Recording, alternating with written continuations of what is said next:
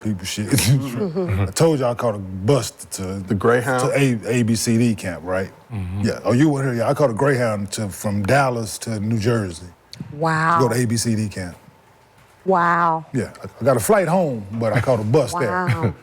So, no, I wasn't known, man. I wasn't. I didn't have a name, but I just played a certain way. So if they came to see you play, they was gonna see me. Like, and that was just the way it was. I showed up, and you know, back then, the thing was, he good, but what his grades look like. That's why they said he got 1120 on his SAT. I was like, damn, right? I wasn't in the school. Like, I went to school and did the bare minimum so I could play basketball. Yeah. Like, that's just what it was. Like, if they told me that I didn't have to go and I could still play, I would have picked option B, for sure, That's right? real. But, like, I signed to go to Cincinnati without ever stepping foot on the campus as well, right? Because every school that had a name or something that wanted me, they stopped recruiting me because they didn't have no grades, right? That's the thing. Oh, he can play, he's good, but he ain't got no grades. He ain't got no grades. So Bob Huggins and them was like, I don't care, I like what I see, and I'm still recruiting. And John Chaney did the same thing. So it came down to Temple and Cincinnati for me. And why did you pick Cincinnati over Temple? Because John Chaney and them said they practiced at like 5 a.m. Yeah. Like, He was one of them. dead ass serious. Like, dead, no other decision, whatever Wow. after he said that shit, I turned everything he said after that off. 5 a.m. a little bit early. Dead ass, look. For those who are trying He to drill. said it, I said, my mind, ain't no way I'm going there. You never asked him about it? No, there was nothing else to talk about. Wow. No, it was 5, whatever time it was before basketball started for me. That was And nobody should pre-basketball. And nobody should be playing basketball at that hour, in my opinion. You just told this to a 17, 18-year-old kid. Yeah. Right? That fucking hate school for one, and you just told me I'm gonna come and you go get me up to go. Yeah. No. You got 5 a.m. and then technically you have to go to class. Yeah. It's not just don't. See, peep this.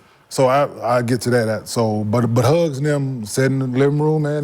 This is what it is. Got a scholarship for him. Know his grades ain't like this, but there's a way that he can enroll in school and still take his tests. So I was like, oh shit, I'm in, right? You offered me a scholarship already, even though I ain't got my grades, and you figured out a way that I could steal, and if not, I would have propped. So I would have to sit out my whole freshman year, but it worked out. Yeah, I signed to go to Cincinnati, man. Like, Bob Huggins was watching him coach from afar and just hearing certain shit, just like, oh, shit. And that was, because to me, like, it was either go to junior college or that. And me going to junior college would have been in Texas. Where? You just pick, any one of them was too close to Dallas. Okay. Like, give a fuck where it was. Like, San Jac, any of them was too close to Dallas. And everything that I had seen was guys going, because didn't nobody have grades where I'm from. Guys going, and they ass back home. That's all I had seen. Dudes going for a semester, for a year, and that was it. That's all I had seen. So my thing was, I got to get the fuck out of Dallas. Yeah. I graduated high school. I was in Cincinnati 2 weeks after I graduated high school, bro. I graduated, they sent me a plane ticket, and I fucking left.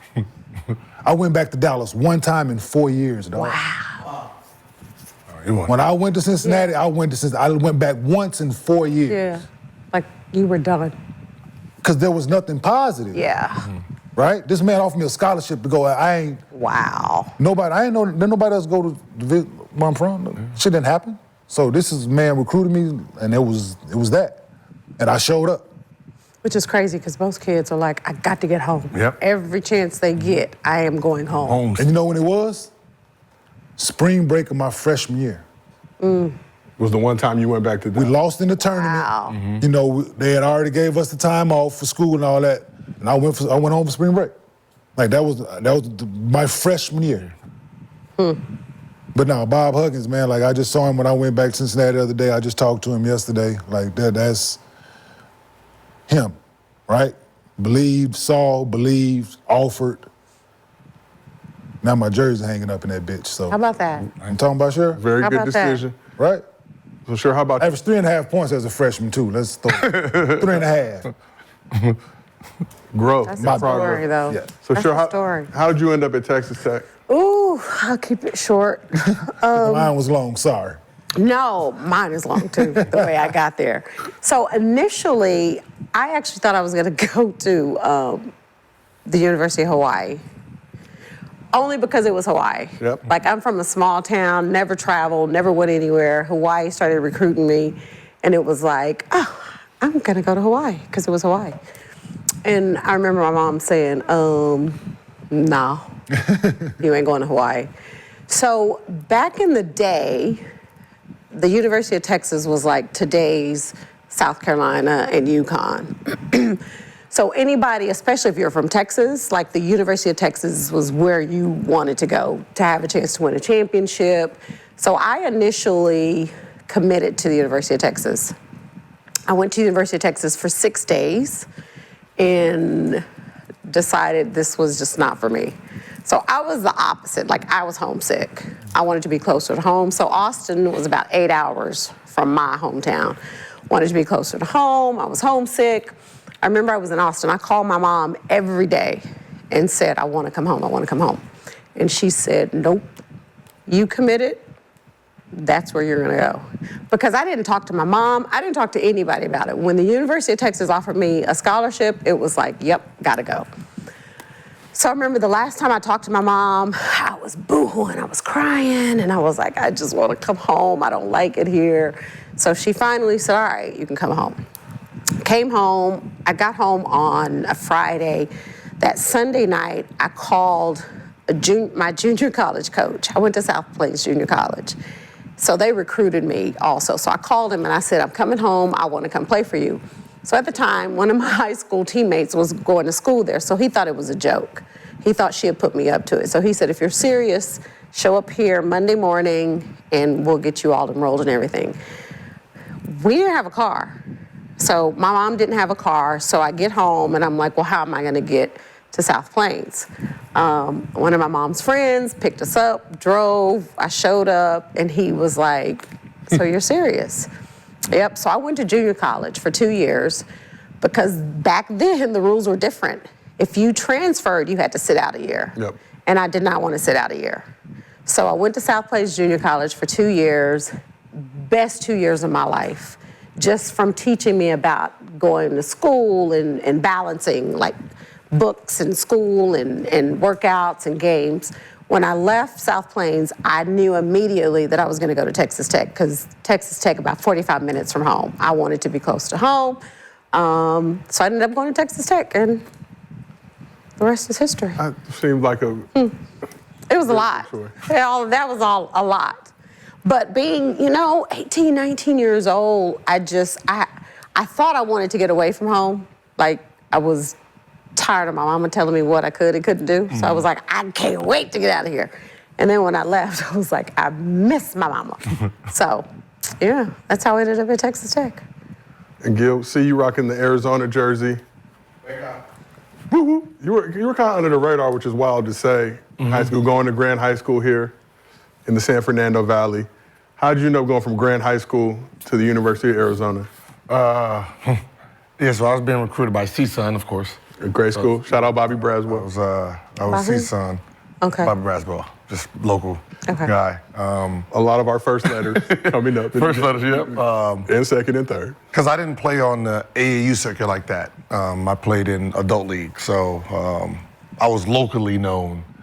And the coach from one of his recruiters was recruiting me, and then he called me and said, hey, I'm getting a job at Kansas State. You're gonna be my first recruit. So he went there, sure enough, a weekend later, he's sending me letters. So I'm like, oh shit, I'm going to Kansas State now, y'all. So I'm in there, Kansas State up. And then like my junior year, playoffs playing against y'all, Crenshaw, and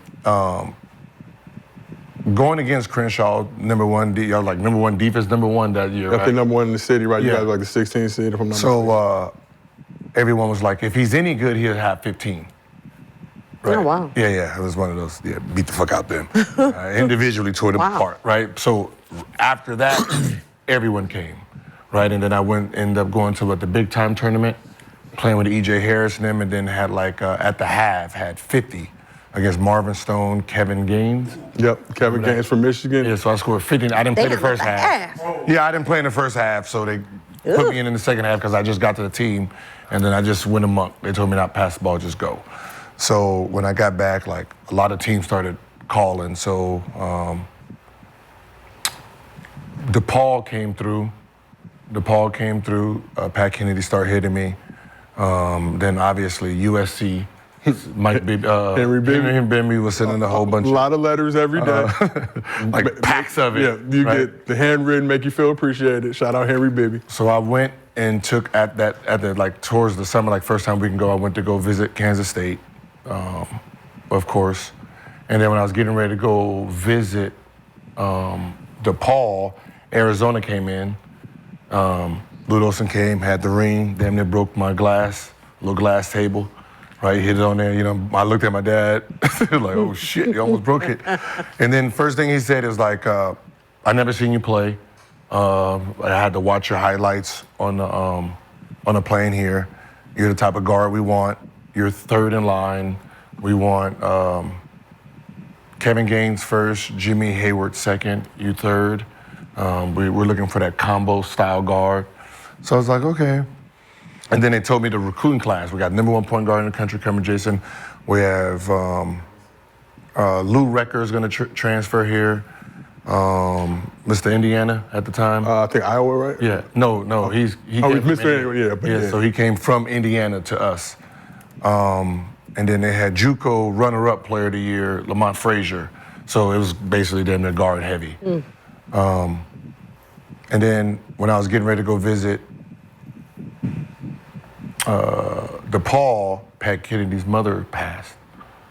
So his mother passed, so I called Arizona. I was like, well, can I come visit? I'm not doing anything. They was like, sure, come on. Went there, and we ended up having a little scrimmage. We ended up having a scrimmage, and I'm torching. I was just too fucking fast for her. It was Ruben Douglas there, Mike Bibby. I don't know why they were there though, because Mike Bibby was already in the NBA. But this, when did you do it? Probably late in the summer or? It was it had to be in the summer because they were there playing. 'Cause Yeah. I remember Michael Dickerson. I was like, man, you should play on the team. And it's I was like, you play on the football team? And it was like, nah, that's Mike Bibby playing for the Grizzlies. Yeah. Right? Vancouver, I think at the time. And then I called my dad when I got back home. I was like, y'all, dude suck, right? He knew who I was talking about because Ruben Douglas, he was the #1 dude here, and I was behind him in scoring, and we faced off my junior year, and I hit him for a quadruple double, 46, 12, 12, and 10, right? So when I went there and matched up against him, realized, oh yeah, you still can't guard me. So when I got back home, I told my dad, I'm going there if they recruited me. My dad was like, nah, man, no. They have this, throwing all that. I was like, but he the starter, and I can get him. I can get that position. And my dad was like, nah, I think we should just go to Kansas State. They promise you 1,000 minutes as a freshman. I was like, I don't know what the fuck that even mean, 1,000 minutes. What does that even mean? He's like, DePaul, I really want to go to DePaul because my dad's sister was getting a scholarship too. Right, if I went there, she would have got a scholarship. And then after I left there, Coach Olson said, at this point, after we've seen you play, the first one out of you three to commit, we're taking. So I got the phone call my dad. He said, the first 3, dog. Wow. I was like, are you sure? I was like, man, he's the only one who said I can be a pro. He said, we'll redshirt you this year, 4 years, then you can be like Jason Terry, his #10 pick in the draft. I was like, cool. My dad was like, I didn't go then. Called him and said, I'm in. Hung up. And the rest is history. Wow. Yeah. So I was going there to redshirt. So I was going there redshirt and do the Jason Terry flow. Did you redshirt your first year? I'm gonna let the team in scoring, led the team in scoring. But can you talk about, I think for us, those of us who saw you, like I remember that Crenshaw game, full court press, you dropped like 40 in 3/4. But, you know, seeing you play, I think, with Pumps and different squads in AAU style, like it was always just like, who is this dude? Kind of an anomaly, but under the radar. So I wasn't necessarily surprised to see you be successful. But a little bit at Arizona, just kind of with the prestige and background. And I remember there was like it let me really know, like, damn, I need to really tap in. I'm at Venice Beach, go there every weekend, right? Go there. And there's a dude, his name was like, you ever do the Sydney?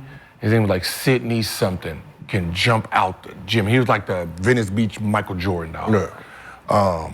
He did one of those little Nike commercials with like the Matrix back when that Nike commercial.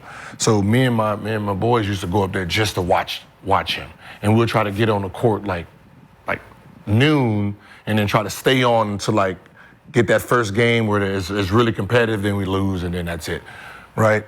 And I remember like I'm scoring, talking shit like, I'm getting them, dog. And then he's like, dog, you trash. I ain't trash, I'm going to Arizona. The way he laughed at me, like he like literally broke out in just real humor laughter and said, Ludo sitting there taking no guard like you, dog, and just laughed. And I looked at my boy and like his face, like he wanted to swing on him. My face was like, dog, I must be trash, dude. No, we went home, dog. I said, man, I'm never leaving the gym again. like he's laughing at me like he probably seen me play before. Whatever he's seen right here ain't even good enough. Because like he knew the coach, he knew the style, and said, I ain't it. Oh, nah. Like genuine giggle and laughing, dog. Sure. Like, so you went home, right? I went to, like I said, I went to Cincinnati 2 weeks after I graduated. The team at the time, they went on this trip to Europe. Incoming freshmen couldn't go. So I was in Cincinnati by myself. I went home. They had me a little job. I saved up. I got me a plane ticket. I bought me a one-way ticket home. A one-way ticket. A one-way. I wasn't going back. Yeah. They hugs and got back, was looking for me. I was supposed to be doing tutoring and all kind of shit. I was in Dallas, bro. They called my sister and I'm like, by chance is he there? Wow. They like, yeah. Is he there? They like, yeah. They like, where's the plane ticket waiting on him at the airport? My sister drove my ass to the airport and dropped me the fuck off. I'm going back. Why did you Tito go Maddox. I was home. I was homesick. Yeah. I was in Cincinnati by my. Listen, they had me living in the house with people I did not know. Sure. Were you the only incoming Yes. that year? Yes.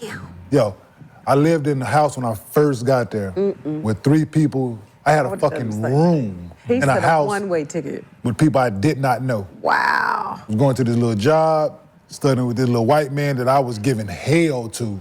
Yo, it was surprised that man told Hugs, didn't tell Hugs, man, don't bring him back over here. It is amazing that man sat there and took that abuse day in, day out. Wow. Why were you so mean to him? Because you didn't want I to was be there? 18, sure. I know. Was it He was trying to help me. because you didn't want to be there? I did not want to be there. Like, this shit was the worst, but Damn. yeah, but I took my ass to Dallas, man. I left. Like, That's crazy that incoming freshmen couldn't go. Rashad, Was that like an NCAA rule or their rule? Yep, NCAA rule. Really? And could not go. because that was what, summertime? So I don't think you were technically enrolled yet, or did you enroll in classes at that point? Yeah, I had to roll, but I was still. Yeah, for they sure. couldn't- Rashad, you get homesick at all? No, I North wouldn't have done Carolina? What was that adjustment period like for you? No, I'm from North Carolina. So I'm 3 hours away. Or you were home? But I was in New Hampshire in high school. That's what I'm Yeah, I wasn't planning on going back home after college or even visiting while I was in college. I was just happy. I really wanted to go to UCLA though. I'm not gonna lie. The work had captivated me even back then. Was that Howland was there? Who was there? Lavin. So Lavin. Oh, Lavin was still there? Yeah. Yeah, so Lavin to Howland transition. Yeah, it was just the whole, just being in LA, and it wasn't. Well, it was more so the history of UCLA, the whole championships, and I had looked into that. So it was Stanford or UCLA that I was really like, I need to go out there. I want to see what that would look like. And I think I used to look at the Playboys a lot, and they used to have like the craziest campuses Yeah. and all that stuff. Party